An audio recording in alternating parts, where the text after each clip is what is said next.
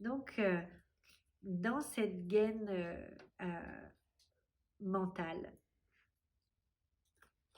pourquoi est-ce qu'il y a les 5 sens, hein? Donc, vous allez voir que ça fait sens avec ce qu'on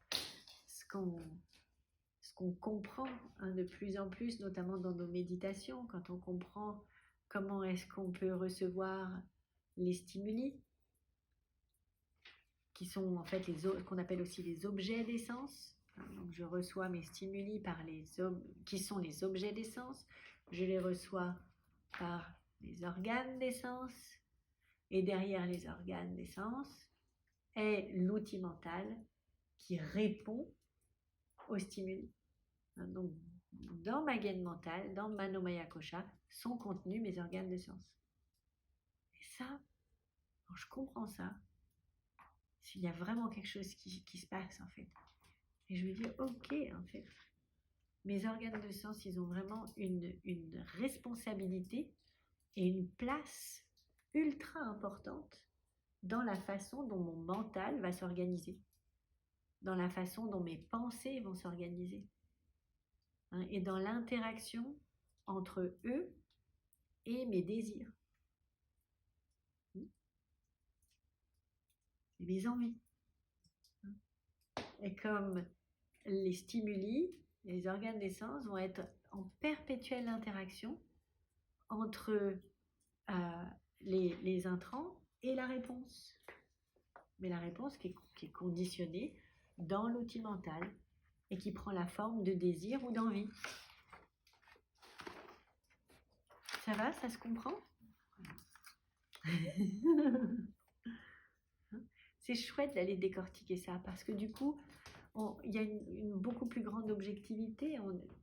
L'identification aux pensées, au mental et tout ça, elle peut commencer à être moins forte en fait, de dire oh ok, d'accord. Ok, le mental il est comme ça aujourd'hui. Quels ont été les intrants, quels ont été les stimuli, d'accord, c'était comme ça. Hein, et de pouvoir être beaucoup plus objectif sur la nature des pensées, la nature des envies, la nature aussi des non-envies, hein, des ragadoshas, ce qui conditionne complètement cette gaine mentale. Nos, nos, euh, nos dépendances, hein, nos envies brûlantes, entre guillemets, comme nos aversions, ragadoshas, les réactions de l'outil mental à un intrant, à un stimuli. Donc, on comprend, hein, que c'est notamment ce qui nous est dit dans le Tattva Bodha, Manomaya Kosha est une forme de désir en fait. Et c'est le travail de Pranamaya Kosha de les satisfaire.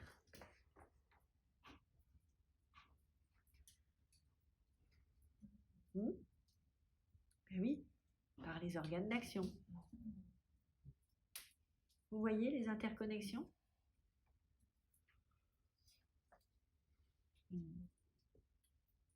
Et on va comprendre que ce désir, en fait, hein, qui s'organise constamment, désir-plaisir, qui s'organise constamment entre ma gaine mentale et ma gaine pranique, donc entre mes organes de sens et mes organes d'action, a un dénominateur commun qui est la connaissance.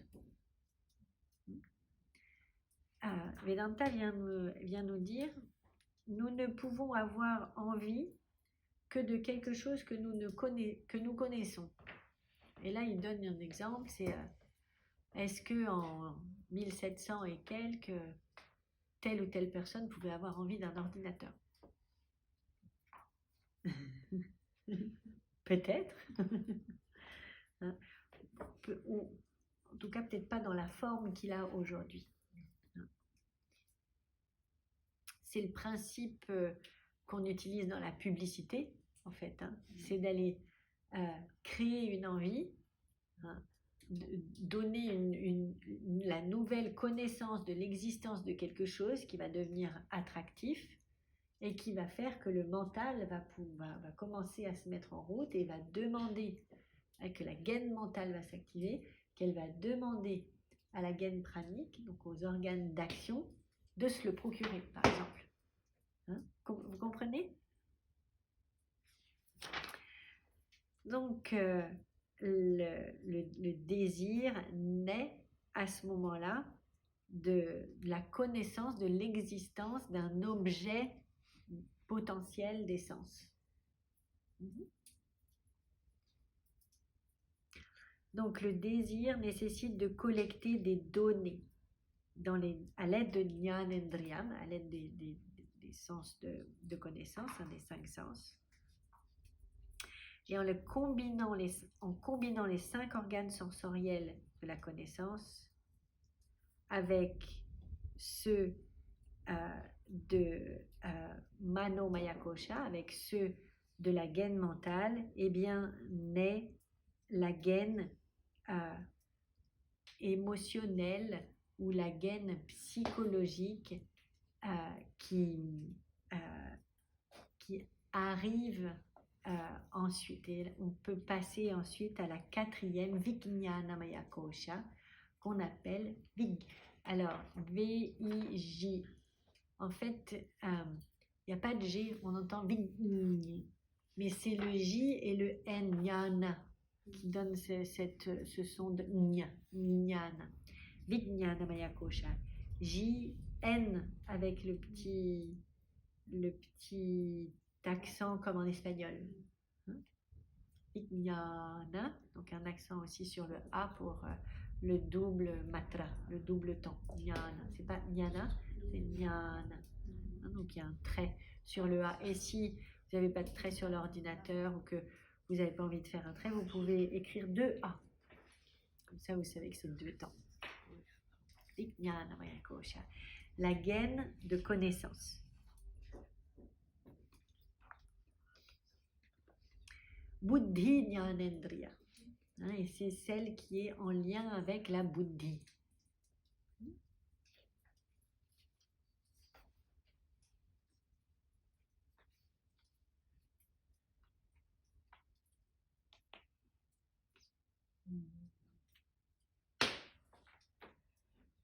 Donc la Buddhi, on vient de le dérouler déjà là. La Buddhi, en combinant la faculté intellectuelle des 5 organes sensoriels, les oreilles, le nez, les yeux, la langue, la peau, se combine avec... alors, comment est-ce qu'elle est mise cette phrase? Il y a beaucoup de sanskrit, je vais vous épargner toutes les grandes phrases en sanskrit.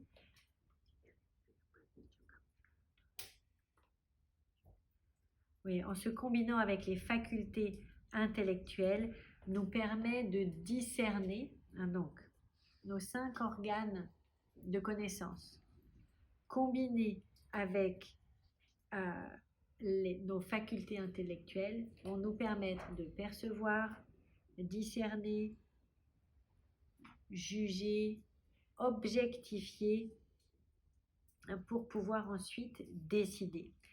Ce qui en résulte est le Vijnana, notre capacité de discernement, notre capacité de choisir, notre capacité de connaître, de dire oui, de dire non. Là, entre en jeu la volonté objective et la capacité de choisir. Et c'est à ce moment-là qu'on voit qu'il y a un intérêt, qu'il y a une interaction entre nos intérêts et la connaissance de ce qui va pouvoir nous servir. Donc, il y a un exemple qui est donné, même si,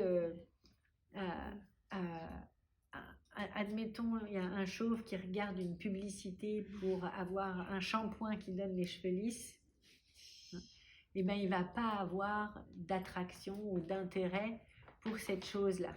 Juste parce qu'à ce moment-là, la connaissance, en fait, l'objectivité est rentrée en jeu et s'est engagée. Comprenez, cette gaine C'est la gaine objective de connaissance qui commence à faire des ponts et des liens.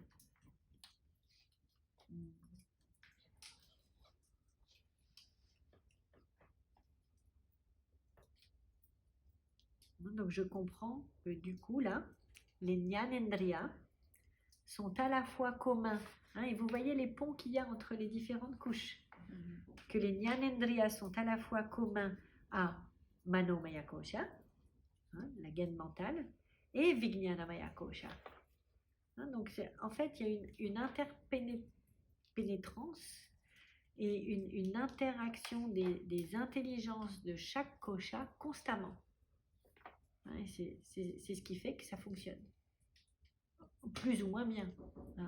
En fonction de la nature et de la qualité du dialogue et de la circulation de l'information et de la conscience entre les différentes gaines.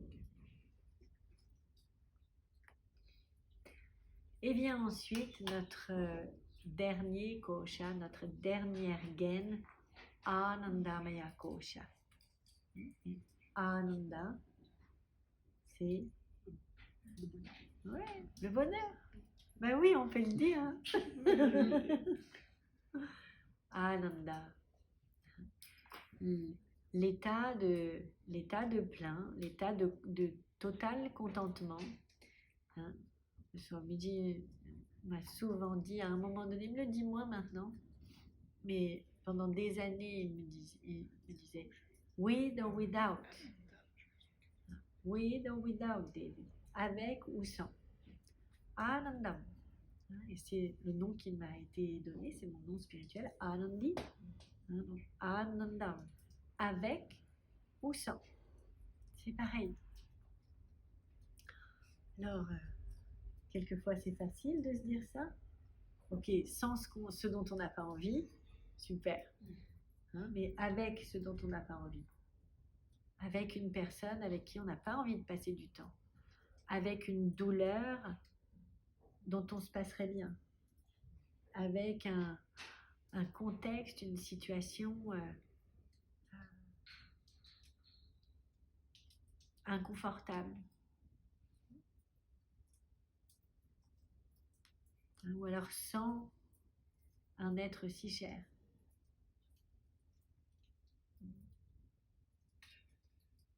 Ou sans ce à quoi j'étais attachée. Donc, Anandam. Ce qui vient nous dire, ok, c'est quoi le bonheur en fait? C'est avec ou sans. C'est le plein en fait. Là où il n'y a rien à ajouter, rien à soustraire. Avec ou sans. Donc cette gaine de félicité, cette gaine de bonheur, Ananda Maya Kosha, vient nous dire, ah ouais, c'est encore une gaine. D'accord.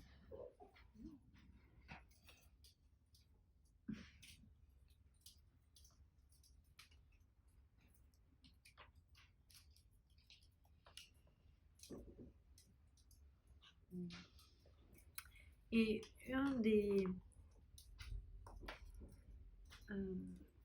des exemples visibles, un des drishtanta qui est utilisé par la mère Veda, c'est l'exemple du sommeil. Pourquoi est-ce que tout le monde adore dormir profondément? Ah, parce que tout se résout à ce moment-là. Il n'y a même pas de rêve, il n'y a même pas de conscience de dormir. D'accord? Tu peux pas dire je dors profondément. Non, tu n'es plus là en fait. Tout s'est résolu dans le merveilleux trou noir de la quantique, dans lequel tout est absorbé. Toutes mes sensations, toutes mes perceptions, toutes mes conclusions hâtives, toute la subjectivité du monde, clac, en une fraction de seconde se résout. Oh, et enfin j'ai la paix hein, entre guillemets, enfin, tout est résolu dans le 1.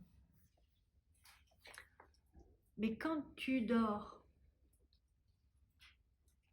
ça ne veut pas dire que le monde s'arrête. Hein? Le monde, il continue.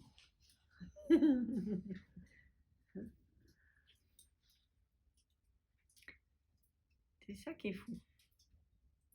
Et pourtant, pour nous, tout disparaît. Donc c'est pour ça, en fait, au moment où la résolution de toute dualité de jour, nuit, vie, mort, existence ou disparition, tout ça se résout en un état dans cette gaine, en fait, de Anandamaya Kosha. Mais c'est encore une gaine, c'est encore... c'est Ananda, mais c'est encore conditionné. C'est encore conditionné par le fait que je sois dans le sommeil profond ou pas. Donc, Anandamaya Kosha est cet état de résolution totale dans le soi que nous pouvons toucher lors du sommeil profond, mais aussi lors de certains états méditatifs. Plein. Il y a des moments de totale résolution où il n'y a plus de division, où il n'y a plus de différence entre toi et moi, où il n'y a plus dedans, dehors, où il n'y a plus chaud, froid, où il n'y a plus facile, pas facile. Hein. Tout se résout. Anandamaya Kosha. Mais encore conditionné dans le temps et dans l'espace. Dans le temps méditatif ou dans le temps et l'espace du sommeil profond. Donc on est heureux de pouvoir vivre Anandamaya Kosha, mais en comprenant que c'est encore un état impermanent.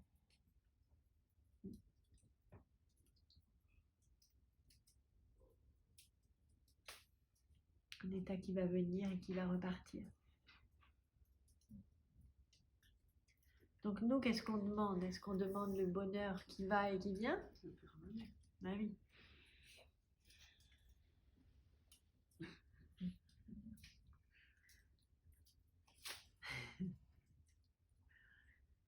Donc ce qu'on invoque, c'est Anandam Moksha.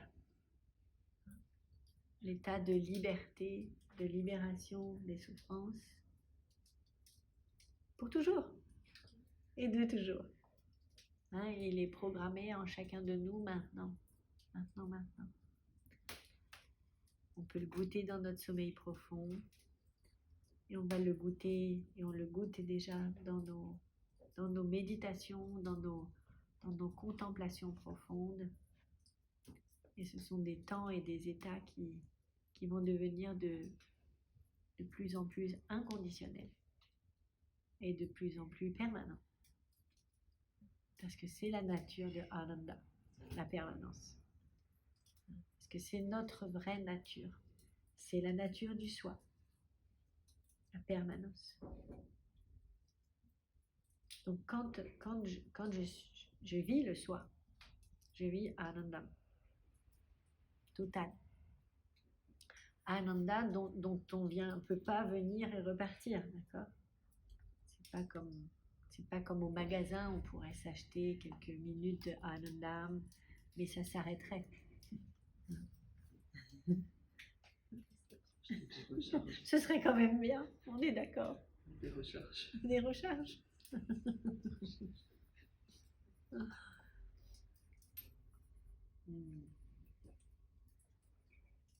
Ça va? C'est compris? C'est senti? Ok, 5 gaines. Annamaya Kosha, Pranamaya Kosha, Manomaya Kosha, Vijnanamaya Kosha, Anandamaya Kosha. Et elles sont comme des poupées russes. C'est pas des couches. Chaque gaine qui suit contient les précédentes. Ok. On peut fermer nos yeux.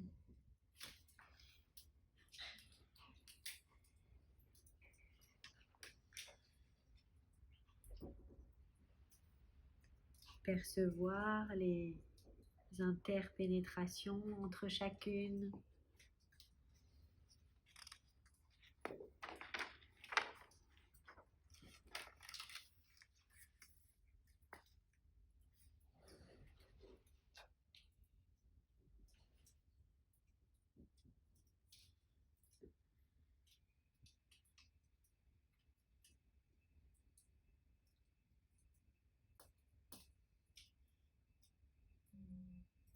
Ressentir ce degré de bonheur qu'on peut percevoir pendant le sommeil profond.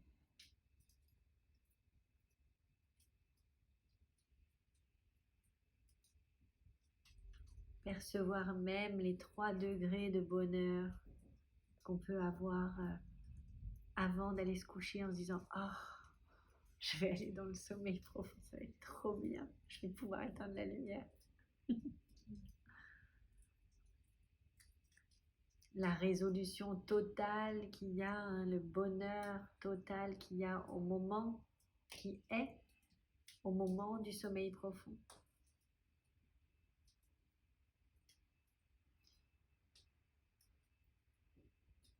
Et le bonheur qui suit le sommeil profond où on se lève le matin, on fait « Ah, qu'est-ce que j'ai bien dormi. Ah non, non. »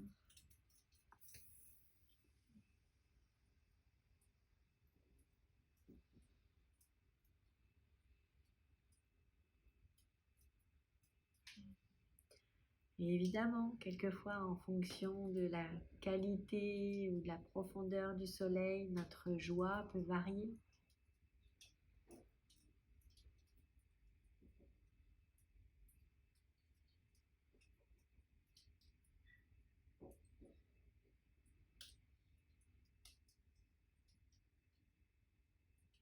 Mais moi, en tant que yogi, maintenant, je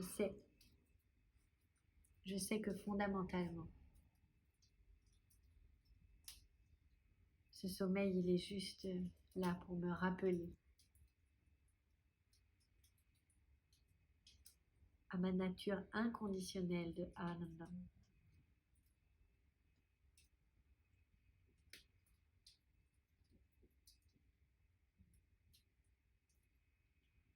Que je peux me résoudre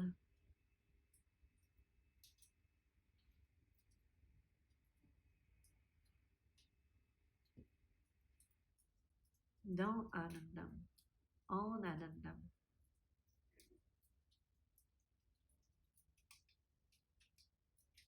Et que ma joie et mon bonheur fondamental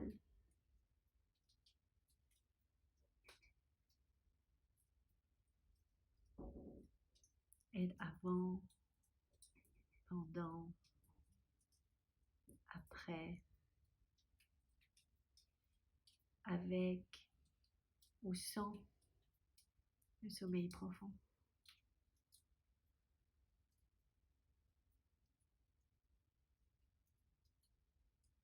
Parce que fondamentalement, de façon absolue, ce bonheur absolu est tout le temps disponible.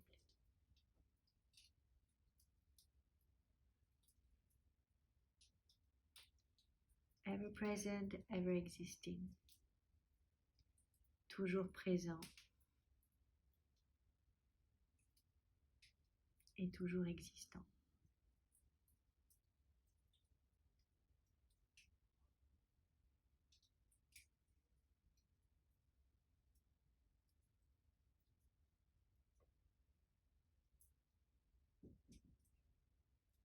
ce que je souhaite pour moi-même.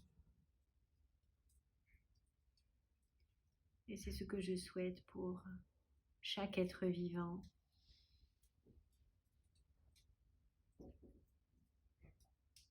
Chaque être humain qui puisse vivre son essence de bonheur, sa paix, qu'il soit libre, sécure, plein, prospère.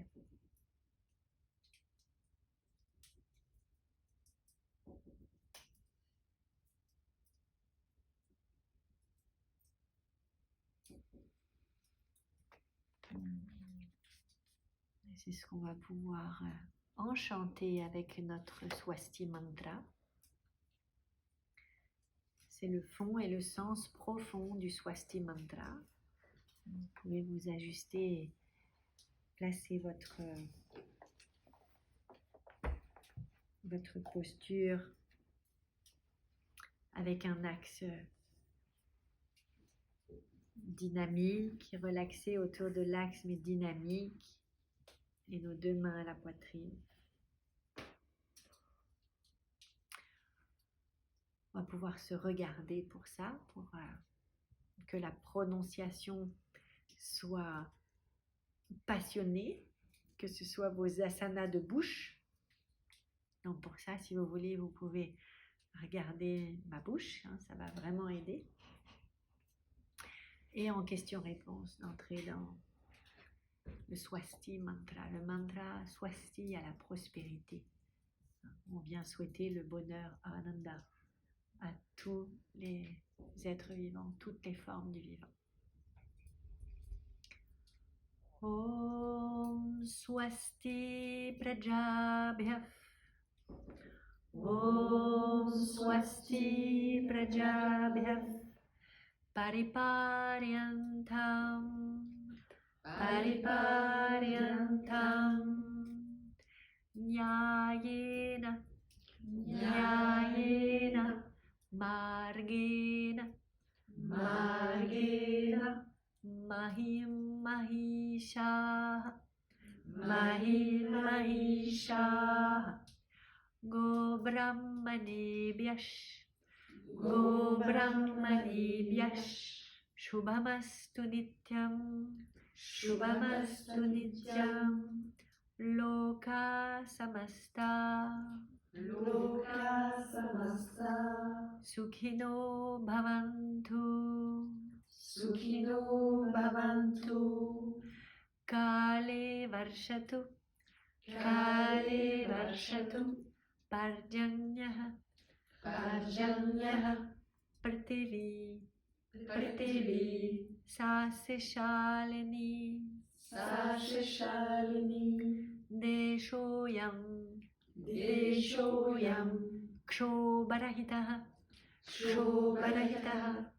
Brahmana. Brahmana. Santu nirmaya. Santu nirmaya. Om Sarvesham. Om Sarvesham. Swastir Bhavatu. Swastir Bhavatu. Sarvesham. Sarvesham. Shantir Bhavatu. Shantir Bhavatu. Sarvesham. Sarvesham. Purnam Bhavatu. Purnam Bhavatu. Sarvesham. Sarvesham. Mangalam Bhavatu. Mangalam Bhavatu. Sarve Bhavantu Sukhinaha. Sarve Bhavantu Sukhinaha. Sarve Santu Niramayah. Sarve Santu Niramayah. Sarve Bhadrani. Sarve Bhadrani. Pashyantu. Pashyantu.